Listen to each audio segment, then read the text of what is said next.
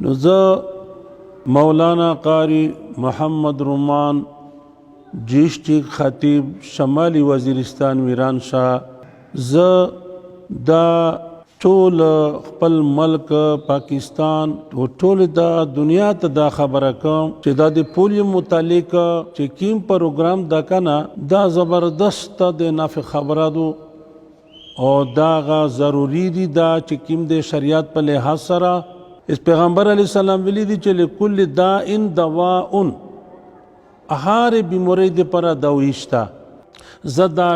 ټول ملک ته ټول دنیا ته دا ویایم چې سیک پروپیګنډه ونه مانی غلط خبره ونه مانی دا بالکل زبردست علاج دا او کانوي او د ټول دنیا د پر بیا وبال جوړیږي نو د وجنا زدا ویایم چې په د خامخامال وکي واخر دعوانا ان الحمدلله رب العالمین.